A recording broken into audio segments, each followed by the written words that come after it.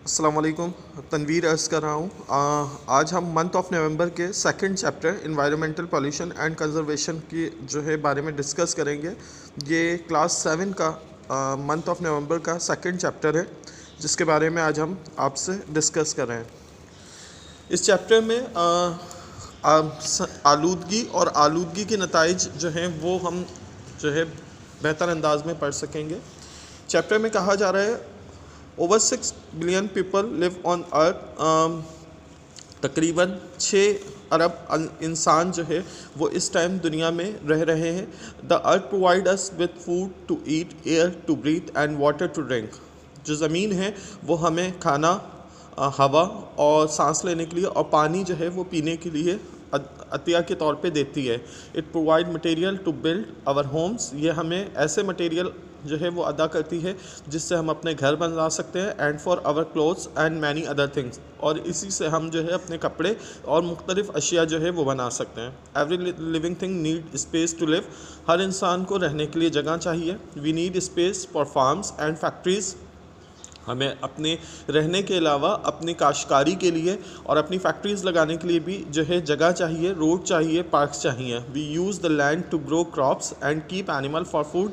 हम इसी के लिए जो है ज़मीन का इस्तेमाल करते हैं ताकि अपनी क्रॉप्स जो है काश्तकारी कर सकें, साथ साथ अपने एनिमल के लिए फूड्स, अपने जानवरों के लिए जो है वो ग़िज़ा और अपने लिए ग़िज़ा हासिल कर सकें। For this we cut down trees and clear the land. इस मकसद के लिए हम जो है वो जंगलात का सफाया करते हैं या दरख्तों को काटते हैं और ज़मीन को हासिल करते हैं। We mine oil and coal. हम जो है वो ज़मीन के अंदर से ऑयल और कोयला जो है वो हासिल करते हैं, खुदाई करते हैं, जिसके बाद जो है वो ऑयल और कोयला हासिल होता है। The earth provide us with all things that we need. हमारी ज़मीन जो है वो हमें तमाम वो चीज़ें अता करती है जो कि हमें जिनकी ज़रूरत है। These things are called natural resources. इन तमाम चीज़ों को हम जो है वो नेचुरल रिसोर्सेज या कुदरती वसाइल कहते हैं। For thousands of years, people have been hunting and fishing and have been growing crops for food. हज़ारों साल से इंसान जो है वो क्रॉप्स को उगा रहा है और शिकार कर रहा है या फिशिंग कर रहा है ताकि अपनी ज़रूरियात को पूरा कर सके। Plant have been used to provide cloth, paper, medicine, building material etcetera. पौधे हमें बहुत सारी अशिया जो है वो अदा कर रहे हैं, जिनमें सबसे ज़्यादा जो है वो कपड़ों की ज़रूरत, पेपर की, मेडिसिन या बिल्डिंग मटेरियल जो है, या इसके अलावा बेइंतहा ज़रूरियात जो है वो पौधे हमारी पूरी कर रहे हैं। Metal and stone have been use to make tools and weapon. जो धातें हैं या पत्थर जो हैं उनके ज़रिए हम मुख्तलिफ अपनी जो टूल्स हैं या फिर अपनी ज़रूरियात के जो वेपन्स, हथियार हैं वो बना रहे हैं सदियों से। Machines have been invented which need power to drive them. और इसके लिए मशीनों की ज़रूरत होती है जो कि पावर से चलाई जाती हैं। पावर यानी मादनी ज़राए के जो माखज़ होते हैं, जैसे तेल है, उससे बिजली बनाई जाती है और फिर उससे बिजली बना के जो है वो मशीनों को चलाया जाता है। Fuels like coal, gas and oil are use to drive machine and vehicles. Fuels मतलब जो ईंधन है वो ज़मीन से हासिल किया जाता है और उससे जो है ये मशीनें चलाई जाती हैं। फ्यूल का मतलब यहाँ पे तेल, गैस, कोयला या इस तरह के माखज़ हैं जो ज़मीन से हासिल होते हैं। As the population of the world is increasing, जैसे जैसे दुनिया की आबादी बढ़ती गई, the natural resources of the earth are quickly being used up। तो ज़मीन से हासिल होने वाले कुदरती फितरी वसाइल जो हैं उन्हें तेज़ी से इस्तेमाल किया गया। And increase in population and the expansion of cities. आबादी के बढ़ने के बाद और ज़्यादा से ज़्यादा शहर आबाद होने के बाद are causing serious damage to the earth. तो ज़मीन के जो अर्ज़ी साख्त है उसको शदीद किस्म का जो है वो डैमेजेशन या फिर उसको शदीद किस्म का जो है ख़तरा लाहक होता चला गया। Threat of life, next paragraph है इसमें ज़िंदगी के बारे में ख़तरा।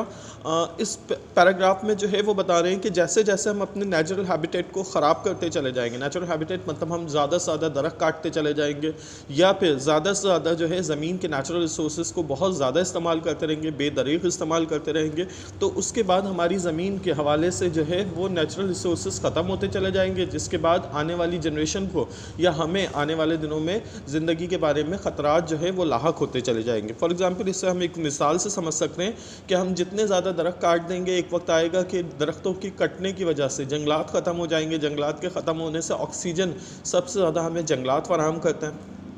जब जंगलात ख़त्म हो जाएंगे, कम मिकदार में रह जाएंगे, तो ऑक्सीजन की मिकदार जो है वो कम हासिल होगी और कार्बन डाइऑक्साइड जो है वो तेज़ी से बढ़ने लगेगा। कार्बन डाइऑक्साइड के बढ़ने से ये होगा कि हमें सांस लेने में दुश्वारियाँ होंगी, मुख्तलिफ़ किस्म के मुतादिदी मर्ज़ जो हैं, वबाई मर्ज़ जो हैं वो तेज़ी से फैलेंगे।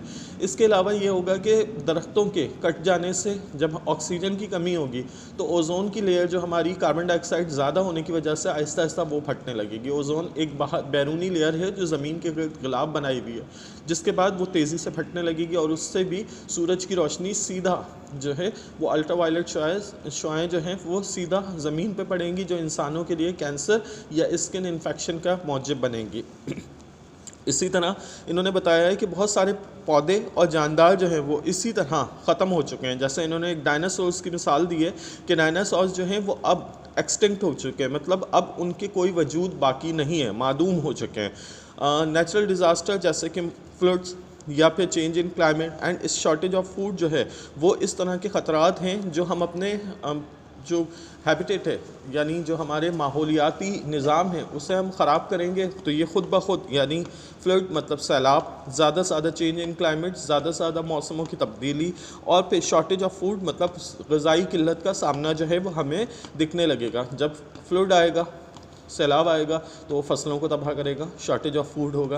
क्लाइमेट चेंज होगा तो उससे बारिशें नहीं होंगी, बारिशें ज़्यादा होंगी या कम होंगी। दोनों सूरत हाल में जो है फसलें कम या ज़्यादा, बहुत ज़्यादा होने के बावजूद पानी में बह जाएंगी, सैलाब में बह जाएंगी, जिसके बाद जो है शॉर्टेज ऑफ फूड का सामना होगा। एनिमल स्पेशीज़ जो आज नहीं मौजूद हैं वो तो खैर एक्सटिंक्ट हो गए, लेकिन कुछ एनिमल स्पेशीज़ ऐसे हैं जो इंडेंजर्ड हैं, मतलब उनकी मादूमियत का ख़तरा है, वो आहिस्ता आहिस्ता ख़त्म होने की जानिब जो है वो बढ़ रहे हैं। इन्हें इंडेंजर्ड स्पेशीज़ कहा जाता है। जैसे इनमें इन जानवरों में कुछ जो है इन्होंने बताए हैं, यहाँ पे आप देख सकते हैं। पोलर बेयर, ये जो है शोज़ ऑफ आर्टिक ओशियन, मतलब ये जो साइबेरिया का हिस्सा है इसमें पाए जाते हैं। इन्हें हम सफ़ेद रीछ या बर्फ़ानी रीछ कहते हैं। ये आहिस्ता आहिस्ता ख़त्म हो रहे हैं। कोमोडो ड्रैगन इंडोनेशिया में पाया जाता है। ये ड्रैगन की एक किस्म होती है, बहुत नायाब किस्म है, ये आहिस्ता आहिस्ता ख़त्म हो रही है। माउंटेन गोरिल्ला, ये बनमानस की एक किस्म है जो कि पहाड़ी बनमानस कहलाता है। ये भी जो है वो सेंट्रल अफ्रीका में बहुत कम रह गए, नायाब होते चले गए।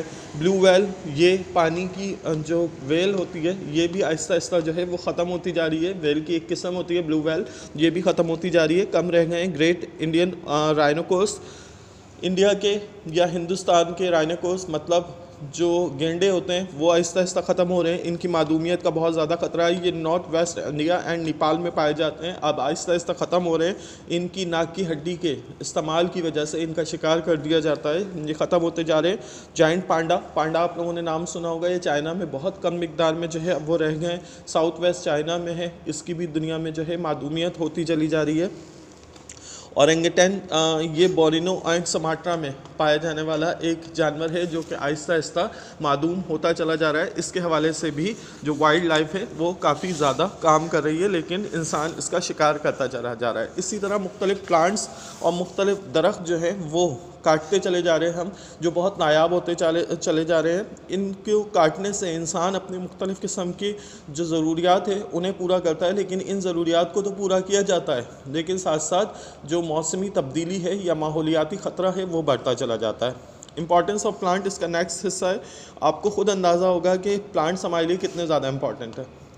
अभी मैंने बताया कि अगर हम प्लांट्स को ख़त्म कर देते हैं या उनको तेज़ी से काटते हैं तो ऑक्सीजन की कमी होगी। उसके अलावा हमारी फूड शॉर्टेज का सबसे बड़ा मसला होगा। फूड हमें आहिस्ता आहिस्ता जो है वो हासिल होना बंद हो जाएगा। इंसान जो है वो जानवरों पे इंतसार करता है, जानवर का गोश्त खाता है। जानवर जो है वो ज़्यादातर पौधों या फिर छोटे जानवरों को खाते हैं। जो बड़े जानवर होते हैं वो छोटे जानवरों को, जैसे शेर जो है वो छोटे जानवरों, बकरी या फिर लोमड़ी वगैरह या फिर जो गाय वगैरह है इससे खाता है। जब हम पौधों को तेज़ी से कट ऑफ करेंगे तो जो चरने वाले जानदार हैं उनको हम ग़िज़ा ख़त्म कर देंगे, हम उनको ग़िज़ा ख़त्म करेंगे तो आहिस्ता आहिस्ता उनकी मादूमियत होती चली जाएगी। उसके बाद वो जानवर जो शिकारी जानवर कहलाते हैं, जानदार कहलाते हैं, वो ख़त्म होना शुरू होंगे। इंसान जो है वो एक हद तक जानवरों को तो खा सकता है, लेकिन जब पौधे ही मुकम्मल तौर पे ख़त्म हो जाएंगे तो जानवर की स्पेशीज़ भी मुकम्मल तौर पे ख़त्म होती चली जाएंगी, जिसके बाद इंसानों के खाने के लाले पड़ जाएंगे। इसके अलावा भी बहुत सारे जो है इम्पॉर्टेंस है पौधों की। ऑक्सीजन के साथ साथ पौधे जो है वह अपनी रूट्स के ज़रिए, जड़ों के ज़रिए जो है ज़मीन के कटाव को रोकते हैं। इसकी वजह से ज़मीन जो है वो कटती नहीं है, माहौलियात को सही करते हैं, वॉशअप करता है। पौधा जो है वो किसी भी तरह जहाँ भी मौजूद होगा उस जगह के जो माहौल है उससे ज़्यादा से ज़्यादा ताज़ा हवा फराहम करेगा ऑक्सीजन की मदद से। टेम्परेचर को जो है वो मेंटेन रखता है, ना ज़्यादा गर्मी होने देते हैं ना ज़्यादा सर्दी। सर्दी के मौसम में जो सर्दी का जो एक तह होती है उसे ख़त्म करने में दरख्त जो है वो अहम किरदार अदा कर रहे होते हैं। इसी तरह गर्मियों में छाँव फराहम कर रहे होते हैं। बहुत सारे इसके जो है वो ज़रूरियात हम ज़रूरियात ज़िंदगी के तौर पे इस्तेमाल कर रहे होते हैं। टिम्बर हासिल कर रहे होते हैं, लकड़ी हासिल कर रहे होते हैं, जिससे हम अपनी मुख्तलिफ़ अशिया बनाते हैं, या फिर जो जानवर होते हैं वो उसे इस्तेमाल करते हैं, खाते हैं ग़िज़ा के तौर पे। हम ये नहीं कह सकते कि पौधे जो है वो हमारे लिए जो है वो एक्स्ट्रा या रॉ मटेरियल है। पौधों के बग़ैर जो है वो हमारा माहौल का सिस्टम पूरा तबाह हो जाएगा। अब आ जाते हैं पॉल्यूशन। ये नेक्स्ट टॉपिक है। पॉल्यूशन मतलब आलूदगी। जब पौधे नहीं होंगे तो आलूदगी तेज़ी से बढ़ेगी। साथ साथ आलूदगी बढ़ाने की मौजब इंसान ख़ुद भी है। एक मसनूई आलूदगी जो इंसानों ने बढ़ाई है उसकी वजूहात जो है वो इंसान ख़ुद बनते चले जा रहे हैं। ये मसनूई आलूदगी क्या है ये हम इस टॉपिक में पढ़ेंगे। पहले हम आलूदगी का टॉपिक जो है वो देखते हैं, आलूदगी की डेफिनेशन देखते हैं। ये कह रहे हैं एनी चेंज और disturbance in the environment which is brought about by human activity is called pollution. इंसान के ज़रिए किसी भी किस्म का चेंज या डिस्टर्बेंस, माहौल में होने वाली तब्दीली या डिस्टर्बेंस जो है वो पॉल्यूशन कहलाती है। For example pollution is caused by the presence of pollutant.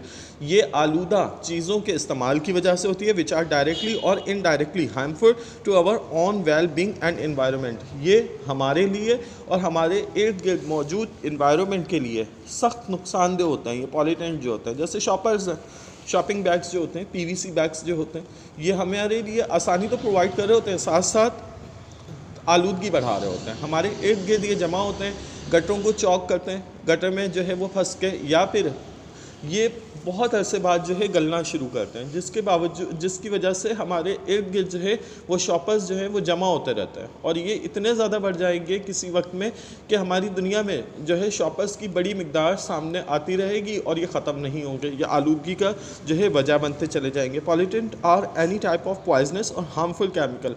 Pollutant आलूदगी या आलूदा करने वाली चीज़ें किसी भी टाइप की ऐसी जहरीली या फिर हार्मफुल केमिकल, मतलब ख़तरे से बनी हुई केमिकल्स से जो है बने हुए वेस्ट मटेरियल्स होते हैं, ख़राब होने वाले मटेरियल्स होते हैं, which are carelessly discarded into the environment, जिससे हम बेहतियाती के साथ जो है वो अपने माहौल में फेंक देते हैं या उसे डंप कर देते हैं, कचरे के तौर पे फेंक देते हैं बेहतियाती के साथ। मतलब उसका एक प्रॉपर तरीक़ाकार होता है, उसको इस्तेमाल किए बगैर जो है हम उसे फेंक देते हैं। अब काइंड्स ऑफ पॉल्यूशन है। सबसे पहले तो लैंड पॉल्यूशन है। तस्वीर से ही आपको दिख रहा है कचरा, और कचरे में आप सबसे ज़्यादा ऊपर देख लें, आपको बच्चे खुद दिख रहा होगा, सबसे ज़्यादा पॉल्यूशन जो फैला रहे हैं वो शॉपर्स हैं। मतलब शॉपर्स की एक बड़ी तादाद आपको कचरे में दिख रही है। ये अब ज़रूरी नहीं है कि सिर्फ शॉपर्स ही हों, मुख्तलिफ और कचरा होता है जिसे हम बेहतियाती के साथ फेंक देते हैं। हम जो है ज़मीन के ऊपर अपने कचरे को अपने गली मोहल्ले के इर्द गिर्द फेंक रहे होते हैं। इसके अलावा हम मुख्तलिफ अपने जो इर्द गिर्द के अलावा जो है वो जो डंप करने का तरीक़ाकार होता है वो प्रॉपर नहीं इस्तेमाल कर रहे होते हैं, जला देते हैं कचरा, जिससे कार्बन डाइऑक्साइड बढ़ जाता है। अच्छा, इससे अब क्या होता है, हमारा जो माहौल है वो तेज़ी से ख़राब होता है, साथ साथ हमारे इर्द गिर्द जो और हैबिटेट चीज़ें हमारे माहौल का हिस्सा हैं उनको बड़ा सख्त नुकसान होता है। पौधों को नुकसान होता है, कचरा ज़्यादा जो है वो हासिल हो जाता है, अगर ज़मीन पे जमा हो जाता है तो उससे पौधों को, इंसानों को वबाई अमराज की सूरत में, मुख्तलिफ़ अमराज की सूरत में मुख्तलिफ़ जानवर ज़्यादा बढ़ जाते हैं, हशरातुल अर्द ज़्यादा बढ़ जाते हैं, मच्छर मक्खी इनका जो है वो ज़्यादा अफजाइश होती है, और इसके बाद जो है मुख्तलिफ़ बीमारियाँ जो हैं वो बढ़ जाती हैं। अब इस कचरे में मुख्तलिफ़ चीज़ें शामिल होती हैं जो कि वबाई अमराज के साथ साथ मुख्तलिफ़ बीमारियों को ख़ुद भी बढ़ाती हैं।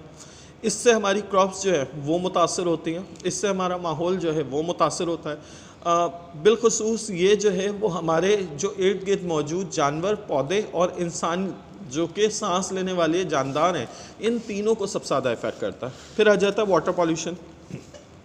वाटर पॉल्यूशन जो है वो केमिकल का इस्तेमाल फैक्ट्रीज करती हैं या पावर स्टेशन जो बिजली बनाने वाली कंपनियां हैं वो पानी को गर्म करती हैं। दोनों चीज़ें जो हैं वो नहरों, नदियों या फिर नालों में डाल दी जाती हैं। केमिकल वेस्ट भी और गर्म पानी भी ये सैवेज लाइन्स में डाल दिया जाता है। सैवेज लाइन्स में जब ये जाता है तो फौरी तौर पर गर्म पानी जो है या फिर केमिकल वाला पानी जो है वो सबसे पहले मुतासर करता है आबी जानवरों को। जो मछलियाँ, जो हशरातुल अर्द या जो पौधे ज़मीन के अंदर पानी के अंदर पाए जाते हैं, पानी के अंदर पाए जाते हैं, सबसे पहले ये उन्हें मुतासर करता है। इससे इतना ज़्यादा मुतासर करता है कि इनकी जो है मादूमियत का ख़तरा हो जाता है।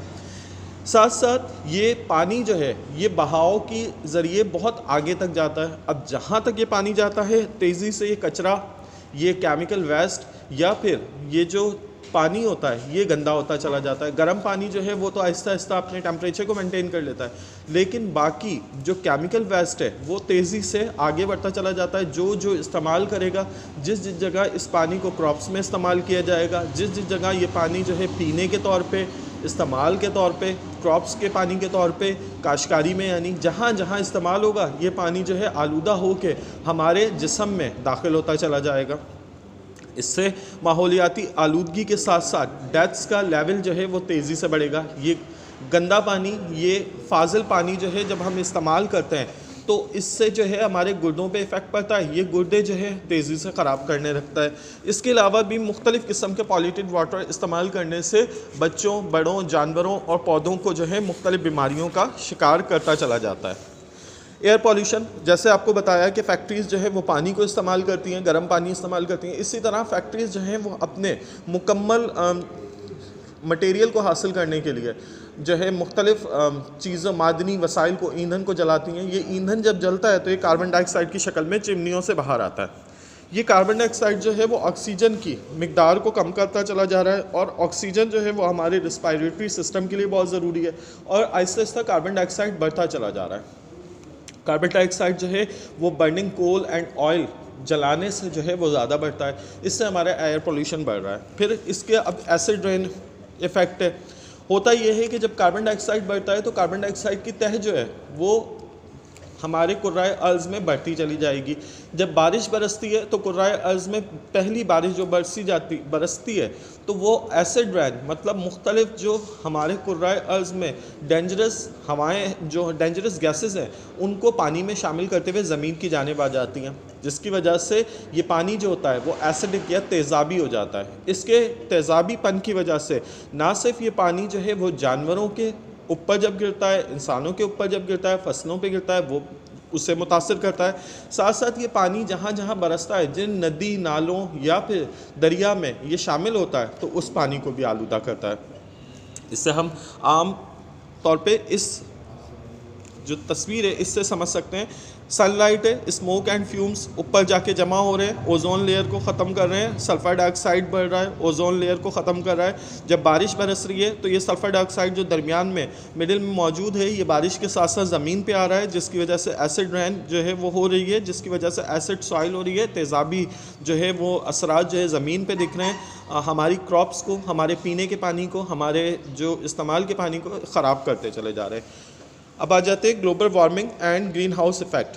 अब जब ये कार्बन डाइऑक्साइड की मिकदार बढ़ती है एयर पोल्यूशन की वजह से या मुख्तलिफ और वजूहात की वजह से, माहौल के आलूदगी की वजह से, तो उससे जो है वो ग्लोबल वार्मिंग, मतलब जो दर्जा हरारत है आलमी सतह पे वो बढ़ता चला जाता है। गर्मी की शिद्दत बढ़ेगी। गर्मी की शिद्दत बढ़ने से होगा ये कि हमारा जो ग्लेशियर्स हैं वो तेज़ी से पिघलने लगेंगे। गर्मी बढ़ेगी तो ग्लेशियर्स पे मौजूद बर्फ़ जो है वो तेज़ी से पिघलेगी। अब जब तेज़ी से बर्फ़ पिघलेगी तो दरियाओं में शामिल होगी। ये दरिया आगे जाके समंदरों में जो है वो शामिल हो जाते हैं। समंदरों की सतह बढ़ेगी, मुख्तलिफ़ शहरों को ख़तरात लाहक होते चले जाएंगे। तूफ़ानों के, साइक्लोन्स के, सुनामीज़ के, मुख्तलिफ़ टाइप के जो तूफ़ान हैं उनके ख़तरात जो है वो बढ़ते चले जाएंगे। एक वक्त ऐसा आएगा कि ज़मीन का बड़ा हिस्सा जो रिहायशी है, जिस पे हम रिहाइश कर रहे हैं, मतलब रहने की जगह जो है, जो अर्ज़ी ख़ित्ता है, वो तमाम का तमाम समंदर बुर्द होता चला जाएगा, समंदरों में शामिल होता चला जाएगा। छोटे छोटे जजीरे जो अभी मौजूद है वो आहिस्ता आहिस्ता ख़त्म होते चले जाएंगे। ग्लोबल वार्मिंग को मतलब आलमी सतह पे तपिश के जो लेवल है उसे बरकरार रखने के लिए लाजिम है कि हम अपने जो एयर पोल्यूशन है उससे कम करें। इसका इफ़ेक्ट ग्रीन हाउस इफ़ेक्ट पे भी पड़ेगा। होगा ये कि मुख्तलिफ़ गैसेस जो है वो अल्लाह ताला ने फ़ितरी निज़ाम के तहत जो है वो एक मेयार के हिसाब से पूरे कुर्रा अर्ज़ में शामिल किए हैं। ये मेयार जो है वो नाइट्रोजन का, ऑक्सीजन का, कार्बन डाइऑक्साइड का, सल्फ़र का या फिर मुख्तलिफ़ और गैसेस का अलग अलग है। जब हम माहौलियाती आलूदगी को बढ़ाते हैं तो ग्लोबल वार्मिंग के साथ साथ हमारा जो गैस का सिस्टम है उसे हम फ़ितरी निज़ाम को आहिस्ता आहिस्ता तबाह करते चले जाते हैं। हम उसमें अपने तौर पे ख़ुद जो है फ़ितरत के निज़ाम में शाहकार अपने दिखाते चले जाते हैं, जिसके बायस जो है वो आहिस्ता आहिस्ता गैसेस का जो तनासुब है वो ख़त्म होता चला जाता है या बढ़ता चला जा रहा है। जैसे ऑक्सीजन जो है वो कम होती चली जाएगी और कार्बन डाइऑक्साइड या सल्फ़र डाइऑक्साइड जो है वो बढ़ती चली जाएगी, जिसके बायस आने वाले दिनों में ग्लोबल वार्मिंग तो होगी, साथ साथ ग्रीन हाउस इफ़ेक्ट मतलब ऐसी तपिश या ऐसे जो सिस्टम है वो ख़त्म होगा, जो बनेगा जो कि हमारे ओज़ोन की लेयर को ख़त्म करता चला जाएगा। ओज़ोन मैंने आपको पहले ही बताया एक गिलाफ है जो कि पूरी दुनिया के गिर्द कायम है, जिसका मकसद ये है कि अल्ट्रा वायलेट शुआएँ सूरज के ज़रिए आने वाली मुख्तलिफ़ जो जहरीली शुआएँ हैं उन्हें रोकना है। ये ओज़ोन का गिलाफ जो है वो ग्रीन हाउस इफ़ेक्ट मतलब गैसेस के तनासुब को बर्बाद करने से आहिस्ता आहिस्ता फटेगा, जिसके बाद जो है वो अल्ट्रा वायलेट शुआएँ डायरेक्ट हमारे जिस्म पे पड़ेंगी, जिससे हमें स्किन कैंसर या फिर कैंसर जैसे इन्फेक्शन जैसे मुख्तलिफ मुतादिदी मर्ज़ जो हैं वो तेज़ी से बढ़ने लगेंगे। न्यूक्लियर एक्सप्लोजन, हमारे जो न्यूक्लियर बॉम्बिंग होती है उसकी वजह से भी जो है माहौलियाती आलूदगी बहुत तेज़ी से बढ़ जाती है। इन्होंने मिसाल दी है रशिया में चेर्नोबिल नाम का एक शहर है। चेर्नोबिल में जो है वो 1986 में, ये यूक्रेन रशिया में अब नहीं रहा है, ये पहले रशिया का हिस्सा था, अब ये रशिया से आज़ाद होकर एक अलग मुल्क बन गया यूक्रेन। इसका एक शहर है चेर्नोबिल। चेर्नोबिल में जो है वो 1986 में एक पावर स्टेशन का जो न्यूक्लियर हिस्सा था वो फट पड़ा। न्यूक्लियर हिस्से के फटने से तेज़ी से शहर की आबादी में जो है वो न्यूक्लियर जो रेडिएशन थी वो तेज़ी से बढ़ने लगी। लोगों को ना सिर्फ स्किन इन्फेक्शन और स्किन कैंसर उसी वक्त होने लगा, साथ साथ लोगों की अमवात उसी वक्त बढ़ने लगी। इतनी तेज़ी से प्लांट, एनिमल और ह्यूमन बीइंग जो है वो ख़त्म हुए कि इंसानी तबाहकारियों का सिस्टम जो है 1986 से लेकर 2020 तक अभी तक जारी है। मतलब आने वाली नस्ल जो है उसमें भी जो है वो रेडिएशन, जो न्यूक्लियर रेडिएशन है वो अभी भी बाकी है। ये शहर अभी भी रहने के लायक नहीं है, यहाँ पे अभी भी न्यूक्लियर रेडिएशन जो है वो जारी और सारी हैं। अब इसकी कंजर्वेशन क्या होगी, मतलब इसकी एहतियातें क्या होगी? ज़्यादा से ज़्यादा जो है वो एरियाज़ को हासिल करने के लिए, एनिमल को बचाने के लिए हमें ज़्यादा से ज़्यादा जो है पौधे लगाने हैं, दरख्तों को बढ़ाना है। हमें कोशिश करनी है हमारी माहौलियाती आलूदगी में जो है वो ज़्यादा से ज़्यादा पौधों का जो है वो हम ज़्यादा से ज़्यादा बढ़ाते चले जाएं। पौधों को, दरख्तों को कटने से बचाना है। साथ साथ हमें अपने जो रहन सहन का तरीक़ाकार है उसमें आसानी के लिए मुख्तलिफ़ गैसेस का जो हम इस्तेमाल करते हैं, व्हीकल्स का इस्तेमाल करते हैं जिससे कार्बन डाइऑक्साइड बढ़ती है, जिससे मशीनों का इस्तेमाल करते हैं जिससे कार्बन डाइऑक्साइड बढ़ती है, इनके इस्तेमाल को हमें आहिस्ता आहिस्ता कम करना है, या फिर कम अज़ कम जो व्हीकल्स, जो मशीनें ज़्यादा हमारे इन्वायरमेंट को तबाह कर रही हैं उनको जो है वो कम करना है, ख़त्म करना है। हमें कोशिश करनी है कि हमारी जगह, ज़मीन जो है वो बेटर प्लेस हो, रहने के लिए एक बहुत खूबसूरत जगह हो, जिससे ना सिर्फ हमारे लिए आसानी हो बल्कि हमारे आने वाली जनरेशन के लिए जो है हम एक बेहतरीन किस्म की जगह छोड़ के जाएं, जिसका मकसद ये हो कि वो जब यहाँ रह रहे हो तो उन्हें इस हवाले से मुख्तलिफ़ किस्म की वबाई अमराज, वबाई मुतादिदी अमराज या फिर लाहक ख़तरात का सामना ना हो। जैसे अब हमें कोरोना वायरस की शक्ल में जो है वो ज़िंदगी को डंप करके बैठे हुए, इस तरह की सूरत हाल उन्हें सामना ना हो। हम आज की एहतियात से कल की रौनकों को बहाल कर सकेंगे। मज़ीद इस चैप्टर के हवाले से कुछ जानना चाह रहे हैं तो कमेंट सेक्शन में आप सवाल कर सकते हैं। अगर कुछ ऐसा पूछना हो जिसके हवाले से आपको मुझसे मिलना ज़रूरी हो तो 1 या 2 बच्चे जो है वो आके चैप्टर के हवाले से कंसर्न कर सकते हैं। इस चैप्टर की वर्किंग जो है वो भेज दी गई है, PDF के थ्रू जो है वो आपको हासिल हो जाएगी। फ़ी अमान अल्लाह, अल्लाह हाफ़िज़।